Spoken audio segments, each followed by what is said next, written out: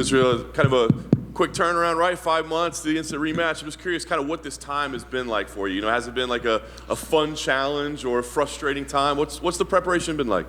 The last 5 months, well, Christmas was the first time I enjoyed Christmas with my family in, 3 years probably. All of us together in the same house, doing regular folk shit. And New Year's, I actually enjoyed it, got crazy. Still working, getting stronger, but like, kind of like unsubscribe from all the fight shit, you know. But yeah, from then on, I just been working. I've always been working. Never really took my foot off the gas, but I just, you know, let my hair down a little bit. You feel like that was necessary? I mean, we hear a lot about, right, like the pressure of being a champion and all that it entails. There's always pressure, bro. There's always pressure. I'm Israel Adesanya. There's always pressure on me. But yeah, I still don't, I mean, I don't feel that, oh, the pressure is off my shoulders or anything. There's more pressure on me now, you know, because I'm me. I'm not him, I am me. So yeah, there's always gonna be that. But again, like I said, since my debut, pressure makes diamonds, and I'm gonna shine. Nice. What do you take out of the last fight, right? Because it was a great performance from you, except for one moment, and that's what changes the result. So how do you break down a fight like that, you know, knowing that there were good things, but you still didn't get what you wanted? How do I break down a fight like that? I know what works for me. I know how I can beat this guy. I know every time I fight this guy, I'm dominating him, I'm beating him, and then he has this special ability to recover and put his foot on the gas. So I have to find a way to take him out of the driver's seat, which I will. We think of you as a very mentally strong person, right? But this guy has been following you in your career. I mean, does this guy bother you? Is he annoying to you, or No. you know? No, it doesn't bother me. It doesn't annoy me. I focus on me. I don't focus on anyone else. You know, when it's time to fight, I focus on who's in front of me. Most times, I'm always peeking around the corner. Even you guys know I set up my next fight sometimes on the slide. But this time, I have no idea what's next. I haven't even looked around the corner. I've just had my targets, my sights right on this guy, dead between the eyes. That's last thing for me. You just said it. You don't know what's next, but I think a lot of people are asking you beat him. Do you got to beat him again? Do you want to beat him twice in a row? Actually, same thing. I don't know what's next. I focus straight on this fight. Everything on this fight. I've put everything. Anything that doesn't help with this fight, the last 4 months or whatever it's been, I've cut it out. I've removed it. Yeah, everything has been focused strictly on this fight. Israel, right here. On your vlog, you had said that you feel better. You felt like better than you normally do at certain parts of this week, and you were ready to go like maybe Monday, Tuesday, whatever, when you still had all this media. So what did you attribute that to? Like you just felt better than you did normally so earlier in the week? Preparation. My body's ready to go. My body's already dropping weight. Dropping weight like an excited dog outside a dog park in the car. So I have to kind of tell it to chill, stay, heal. We'll release soon. And soon I'll be unleashed. In Perth, when you were the guest fighter backstage, I asked, like, because every your past few fight weeks, you had this theme that you said, like, you were obviously you had the Jigsaw theme, the Undertaker theme. You said you'll know closer to the fight what your theme of this week would be. Have you thought of anything like that? Theme.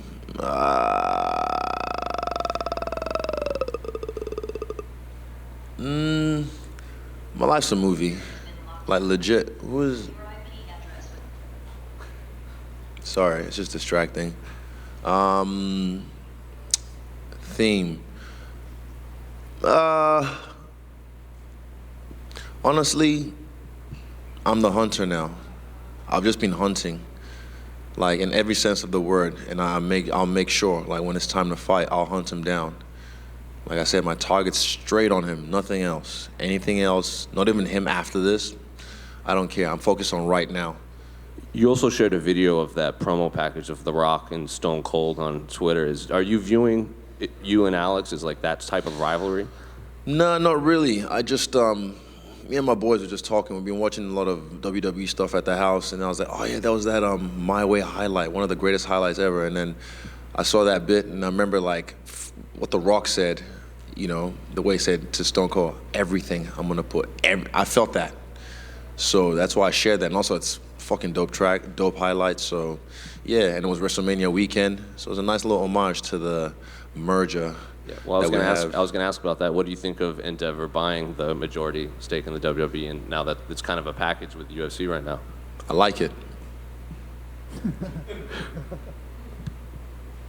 Izzy, going back to that Rock Stone Cold trailer, do you view yourself and Alex as that sort of rivalry? Is this that rivalry in your career that you've sort of been waiting for, your nemesis, this guy that you can go back and forth with over and over?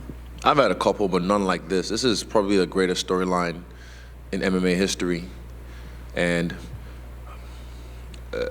it's coming. Okay, it's coming. It's probably one of, if not the greatest storyline in MMA history. And not many people get the opportunity to show how great they are, to rise to the occasion when all the odds are stacked against them, when people have counted them out.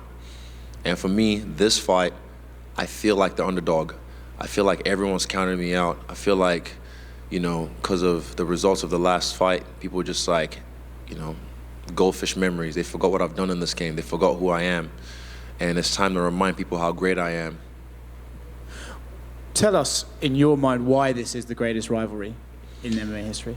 It's spanned across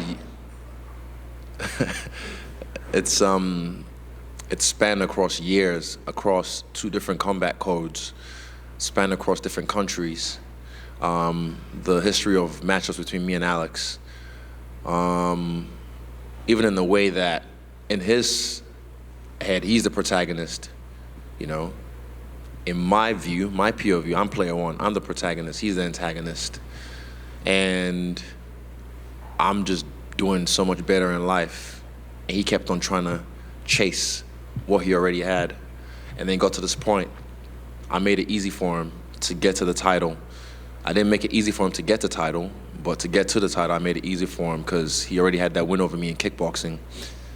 So he dodged all the gauntlet like I didn't dodge the gauntlet. I went through every different style you could to get to this point.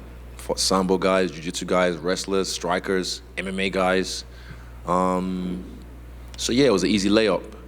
But now this is the point where it's like I'm down, 2 fights in kickboxing, 1 fight in MMA. Can you guys keep it quiet in the back, please? Whoever's there, opening the door. Sorry, I'm trying to think. Thank you. So yeah, I'm down 3. And then this is like, in every movie that you're one shot. This is my Eminem moment, my 8 Mile moment, You get one shot, do not miss your chance to blow. This opportunity comes once in a lifetime. And this is it. This is it for me. This is, like, imagine what if I get it done? What if I get it done better than he's ever done it? What if I butcher him and beat the fuck out of him? Because I always do, but I just ramp it up now. And I don't let him get any breath, and I take him out. I put him on his back. We'll find out. I do all this shit, and I beat his ass, do some damage to him, and it's just like, wow, amazing. Like I said, I don't keep score. I settle them. And he who laughs last laughs best. Last one from me. I know you're a guy who likes to show appreciation and love to people that you think are talented. You're sharing a card with Adrian Yanez, a guy I know that you really appreciate his skill. That's the fight I'm looking forward to, apart from mine the most. Adrian Yanez, I just saw him in the bathroom before. That guy, I got so much love for his style, so much respect for him as a person, for his coach, Thug Jitsu, Eve Edwards. But he's a force to be reckoned with. 135, he's the next champ. I mean, respect to everybody else in the game, but I feel like he's shout out to Rob Font as well. Rob Font's a veteran in this game, a hell of a fighter. It's a big test for him. But Adrian Yanez is that dude. I even know he's a black belt. I thought he's just a striker, but he's a black belt in jiu-jitsu. I'm like, fuck. And you haven't even seen much of that yet, but he's just butchering everyone on the feet with his hands and his kicks. And yeah, I look forward to watching his fight and taking inspiration from that. Izzy, many long-standing champions like GSP and Anderson Silva have talked about how they felt better after losing the belt, like it took off a pressure off them. I'm wondering if you experienced anything similar, almost like a relief of kind of losing that championship pressure? Nope. And you mentioned how obviously you're focused on Pereira here and you're out to beat him. Do you almost expect an immediate trilogy bout if you do beat him? Because, I mean, as you mentioned, the storyline's there and it'd be 1-1 in mixed martial arts. Nope. So you think you beat him and it's done? I don't know what's happening after this fight. I'm focused fully on this fight. And you mentioned on your YouTube channel that this is your last shot. I'm wondering, what exactly did you mean by that? Did you mean like in the division, at Pereira, or in your career as a whole? What did you mean by the last shot? At Pereira, I'm going to get this done worse than he ever has. Yeah. And in that fight, we saw that you had a lot of success in the wrestling in the first fight.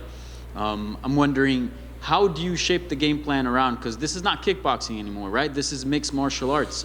Is the wrestling an area that you're thinking about exploiting on Saturday? Maybe?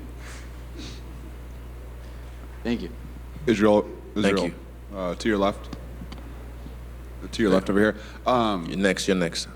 So, you know, you mentioned earlier, you know, people forgetting things about you and Alex, that you've been beating his ass, for lack of a better term, the majority of the fight. I think a lot of people forget. I mean, first round, you might have been 10 seconds away from winning the fight in the first 3 round. 3 seconds, one shot. Yeah, and so I'm just kind of curious, you know, obviously progressively in that fight, you ended up losing, but just kind of curious, like, what do you take from the fact that you were 3 seconds away from winning, and how can you capitalize that? That's in the past. That doesn't really come into my mind frame. I just know I've heard this guy. He knows. He might try and bullshit and whatever. He's not. I don't have to try and intimidate. He doesn't get intimidated. Neither do I. I fear no man that walks this earth. But yeah, that's in the past. This is now, and he knows how dangerous I am. He knows I'm not an easy fight. He knows he's gonna have to go through fire. He's gonna have to go through fire. And I'm gonna make him fight for his life in this fight. But this is, I said say less, do more, but we're here. You put a mic in front of me, you expect me to talk. I'm over all this shit. I really just want to fight, but you guys want some words? I'll give you words. I'm gonna make him fight for his life. It's not no trash talk, it's not no bullshit. I'm here to fight. I'm ready to go. I can weigh in probably tomorrow. If you make me, I'll weigh in tomorrow and we can fight. But right now, I'm just over the trash talk, all the speaking. I just want to fight. Perfect. And then, yeah, you made a mention earlier that you feel like the underdog in this fight. And I asked you before the fight in Madison Square Garden your take on being a favorite, and you said that you should be the underdog. And I'm just curious, do you embrace this? I mean, you said earlier the Hunter thing. Do you embrace this? Do you like this spot that you're in? Yes.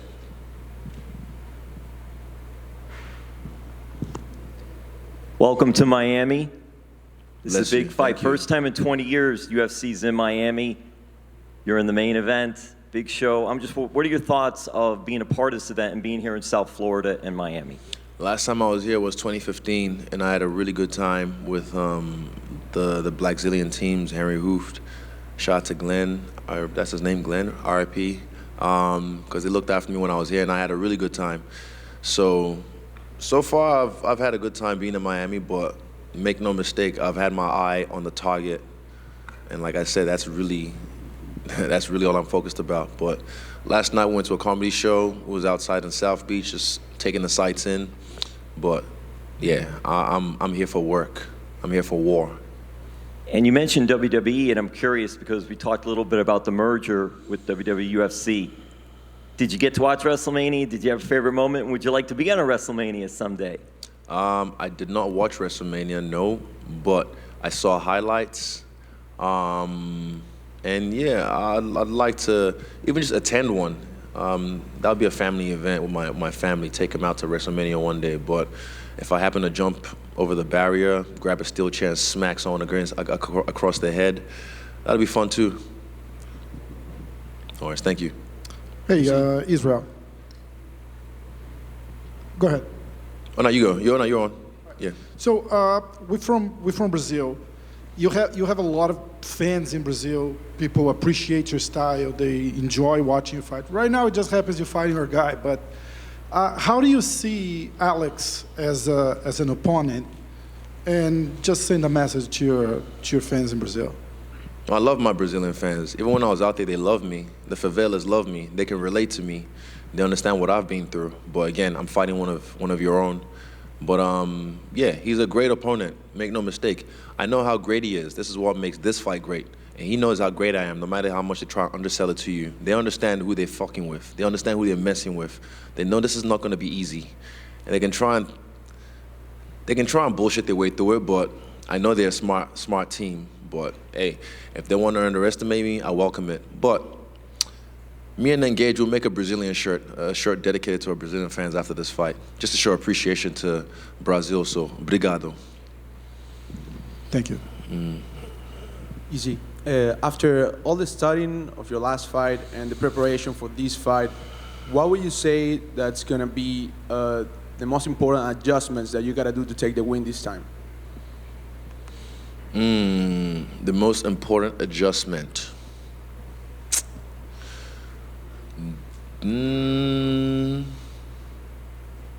Don't give him a chance to breathe.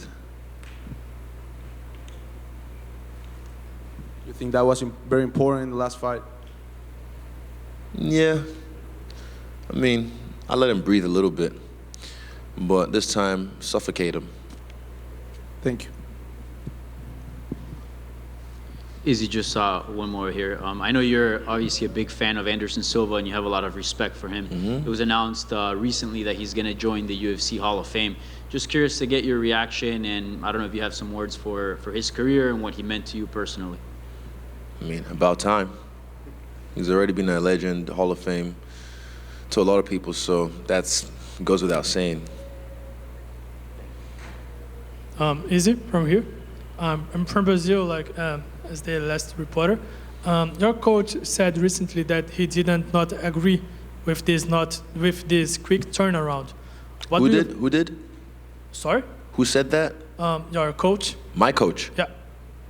Said he did not agree with this quick round to face Poatan. And what do you think about this statement? I don't know. Ask him. Okay. Thank you. That's it? Cool. Thank you.